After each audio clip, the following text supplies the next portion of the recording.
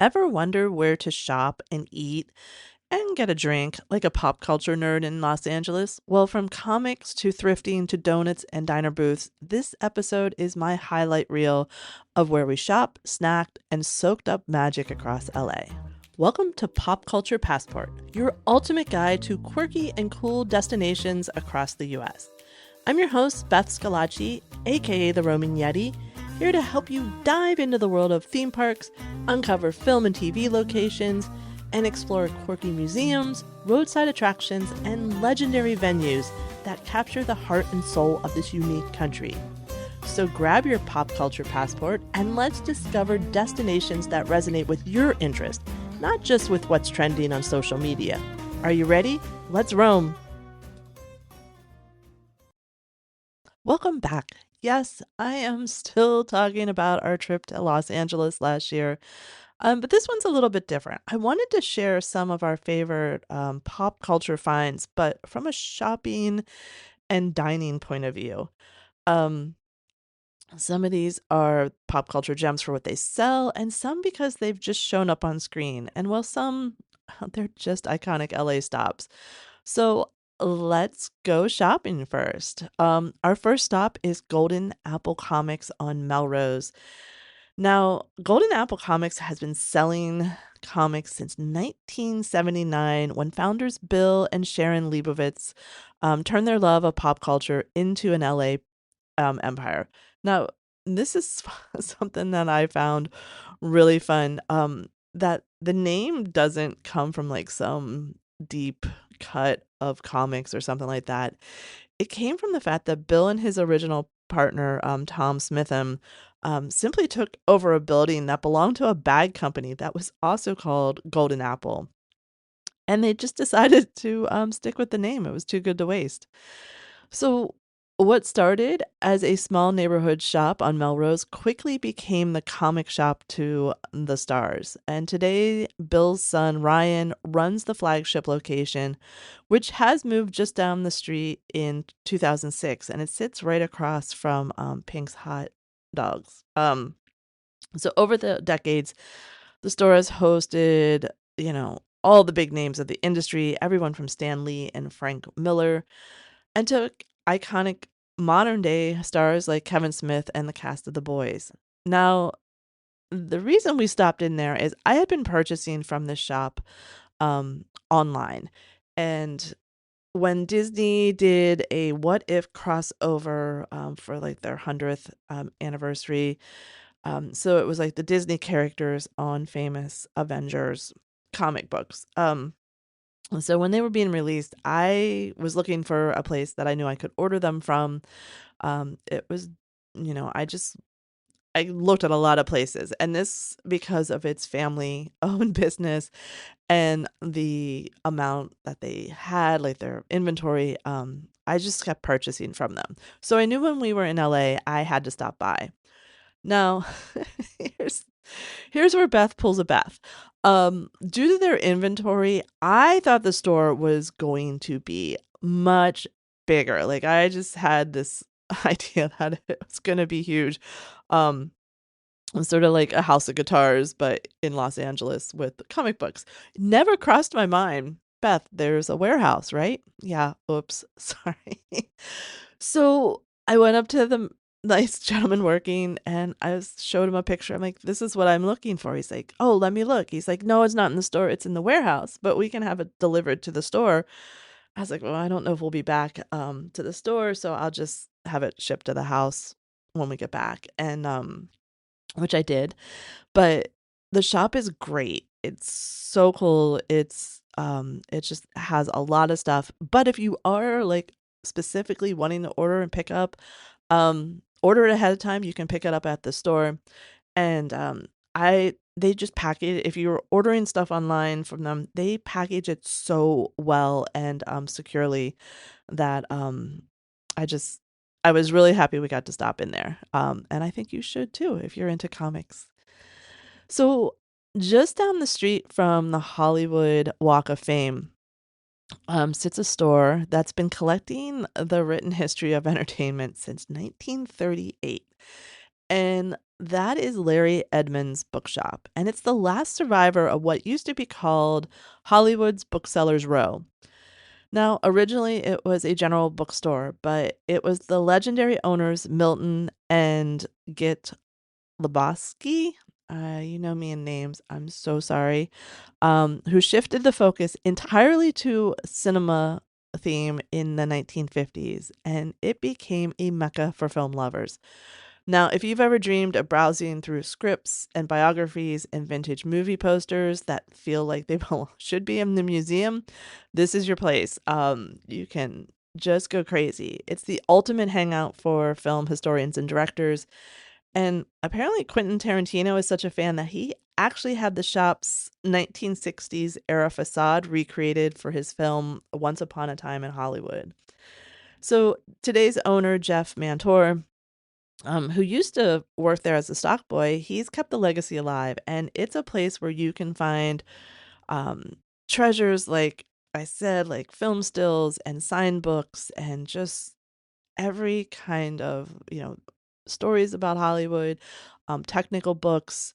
My daughter picked up a book on costume design, and they're just so nice there. If you're looking for something specific, you can call, they'll ship it to you as well. But it was one of our first stops in LA when we arrived, and it was just Hollywood magic. So if you're on Hollywood Boulevard and you're in, I mean, you're if you're in if you're on Hollywood Boulevard, you're probably into movies and stuff. So make sure you stop in and check it out for sure. Now we have one more stop on. Oh no, we don't have one more stop on Hollywood. This is another stop on Hollywood Boulevard. Sorry.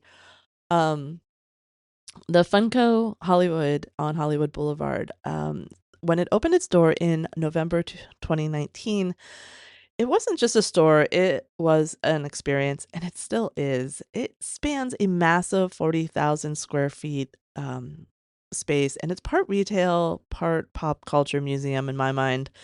And each section is a fully immersive world, for lack of a better word. It's themed around different universes.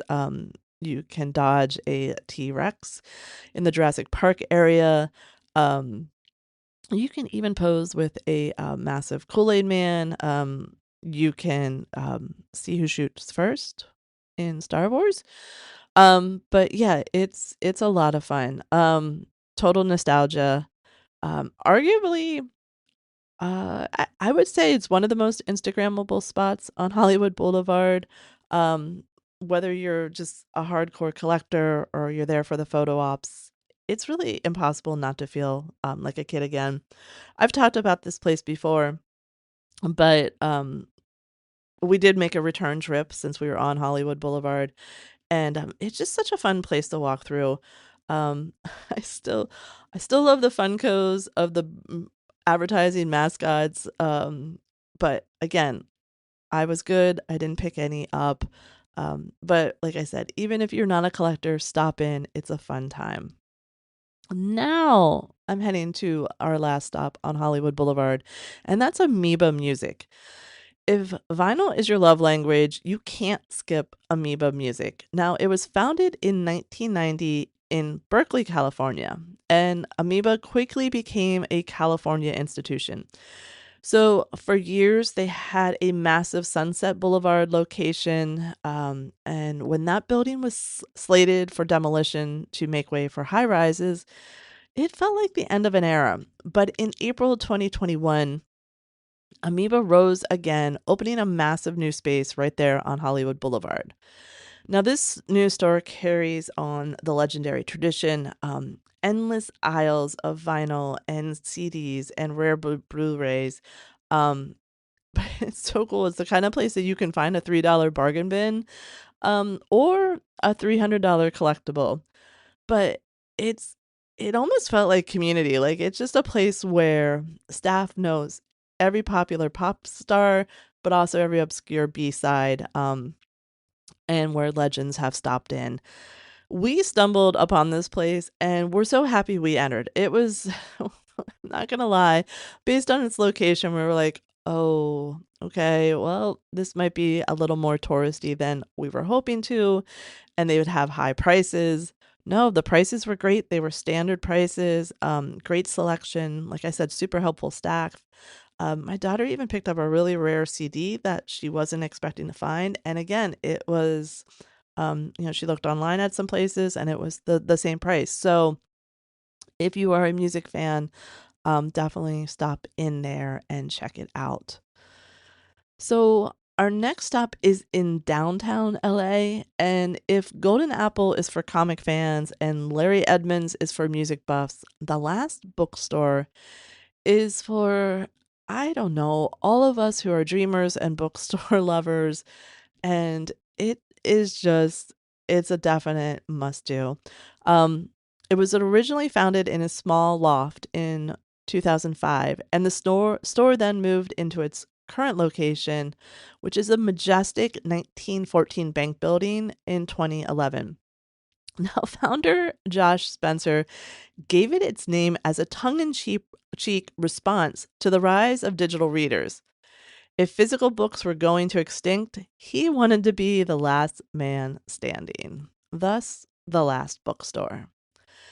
Today, it feels like a store and like art gallery, fantasy novel brought to life. It's really hard to explain. It's just gorgeous. Um, Especially the second floor. It's part bookstore, part labyrinth, art everywhere. It's just a really cool, the gravity-defying book tunnel and then hidden nooks are upstairs. Um, there's even bank vaults filled with books.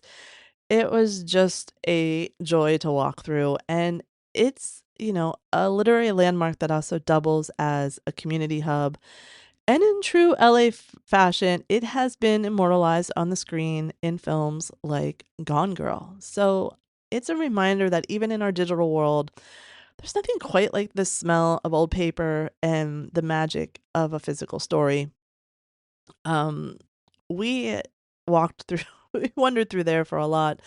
Matter of fact, I think we almost went over our parking meter time, but we got out. Well, no tickets. We were good. Um, they have this gorgeous room of rare books that was just heavenly to walk through. But then I got totally caught up in the section on like local books, so LA books about history and the entertainment industry and from authors and ghost stories and you name it. All my favorite nerdy kind of stuff. So it was a really cool few hours to spend in there. So now I'm sort of gonna take a different plot twist, shall we say. And it's actually wardrobe with a plot twist. Um, if you are into vintage, and thrifted wear and also into costumes, it's you want to head to Burbank to It's a Wrap, and it is a high-end thrift store, and that's what it looks like when you walk in. But it's actually also a graveyard for TV wardrobes. So since 1981, they've been buying up the clothes directly from sets once used in productions. So you might find a blazer from the West Wing or a dress from the marvelous Mrs. Maisel.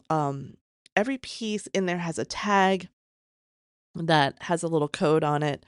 But as I found out during our trip, it's not always a straight shot to find out what show it's from. You'll see cryptic codes like prod number 402, and you have to match them to there's a key in the front of the store. It's sort of like a scavenger hunt. So in being truthful, because I owe that to you guys, we had a bit of a frustrating experience in here. I took pictures of the key in the front of the store and we walked around and we weren't necessarily looking for anything specific. We were just trying to sort of match up what pieces were from.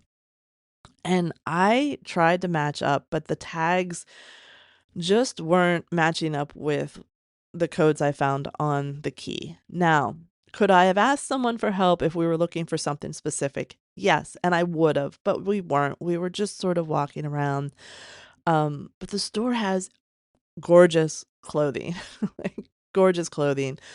So even if it's not to stop in to look for a specific thing, it's a great vintage and thrift store. There's also a lot on the street that it's located on. I mean, I think you could make it a full, half day there in, Burbank, so, check that out as well. So from shopping, I wanna move to, some snacks and sips with a story. Um, our first is in Woodland Hills, Pickwick Pub, and if it sounds familiar, maybe it should. Depending, if you're a fan of The Office, you'll know Poor Richard's Pub.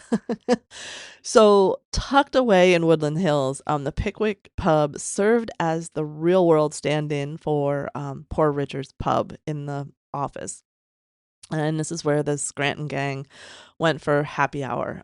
So, some of the shots were done in Pickwick. Now, Pickwick Pub was opened in 1974, and it's one of LA's most authentic British spots. It has the dartboard, soccer playing on the screen. It has that nice, cozy, dimly lit vibe, and it just makes you like it's like a neighborhood hang. You want to be there for the afternoon. So whether you're there to, grab a pint of Guinness or test your knowledge on trivia night, it's just like a stepping stone to your favorite sitcom because really you are. And you can see signs for Poor Richard's Pub around the pub. They kept them up.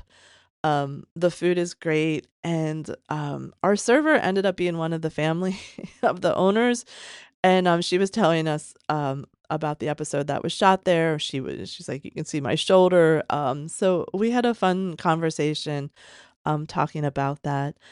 And, so yeah, it's definitely if you're an Office fan or you're a British pub fan, definitely, stop by there.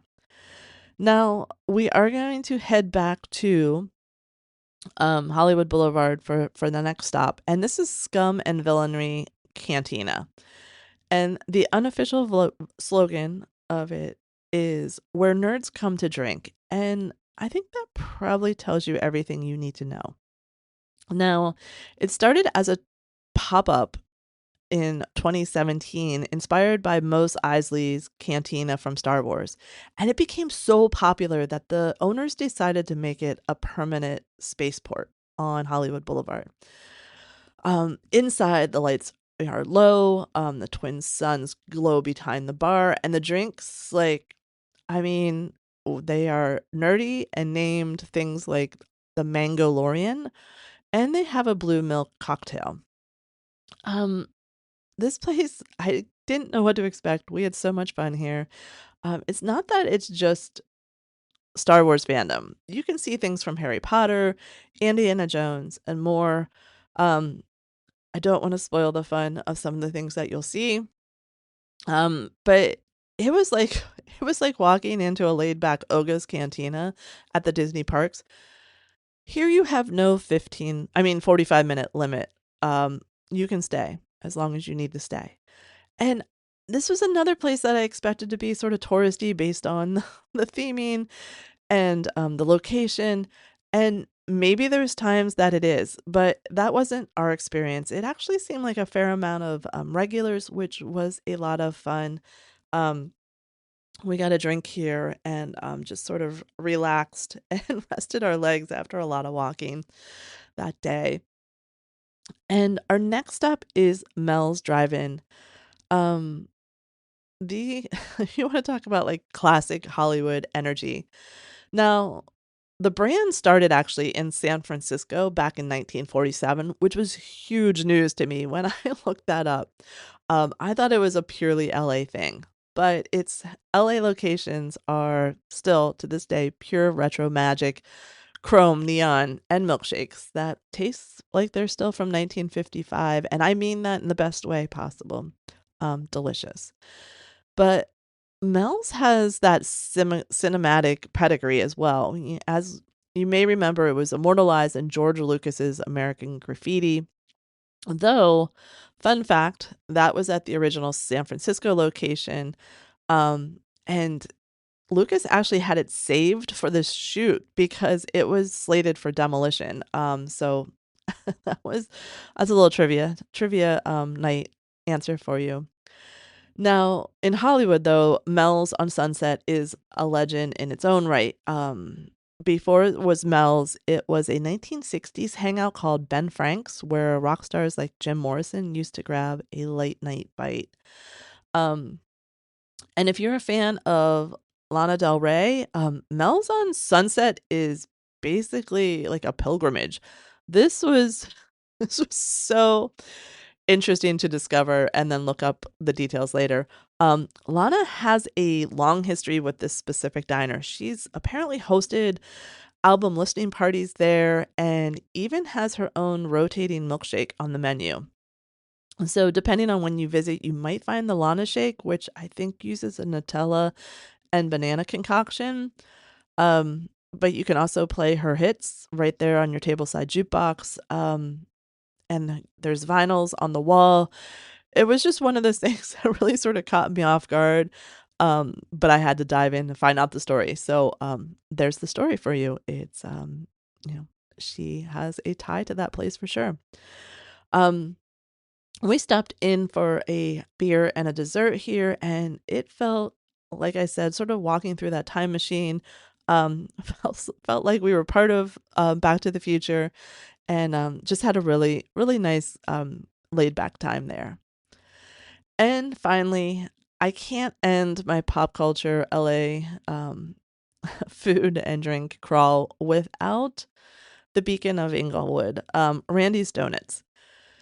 The 32-foot rooftop donut has been a landmark there since the early 1950s, and it's a prime example of something called programmatic architecture. I'm learning big words here for you guys, and engineering words. But what it is, it's designed to catch the eye of drivers heading to the nearby airport. It worked attracting us leaving the airport, but it's also been immortalized in everything from Mars Attack to Iron Man 2, where Tony Stark treated the giant sculpture like the world's most uncomfortable patio furniture. And here's a fun fact, another engineering fact. The giant donut isn't plastic, which I think we probably all assume that, but it's steel and concrete. So it was done by Richard Bradshaw, who also built the iconic Spider Building at LAX. So the shop itself is pure old school, simple counter service, and the smell of glaze coming out the windows. And it's just one of those welcome to LA moments. It's There's other locations too, so they have great donuts. But like I said, this was actually our first stop after landing at LAX, and I'm so glad we did. I think it can become a tradition, and I totally know why Tony, had a donut and rested up there on that big concrete and steel sculpture. So there you have it. That is my whirlwind tour of some of our favorite pop culture spots to shop, snack, and soak up the LA magic. It's really easy to think of Los Angeles as just all red carpets and studio tours, but I really enjoyed finding these places that make it extra special. It feels like your own little mixtape, comics, collectibles, vintage books, vinyls, movie props. And selfies with donuts, with giant donuts. So, if you've been to any of these places, or if I missed a place that I should check out next time, please let me know. Click that send us a text link in the show notes and let me know, or find me on social media and, again, comment away. I want to know the places. So with that, we add another stamp to our pop culture passport. I hope that this episode inspires you to get out and explore all that is quirky and cool, even in your own backyard. So follow, download, and subscribe so you don't miss future episodes. Tell a friend, leave a review if you like what we're doing. It helps the show to grow and for more people to find it. You can also follow me on Instagram or Facebook. Just search for the Roaming Yeti. Keep roaming and finding your fun.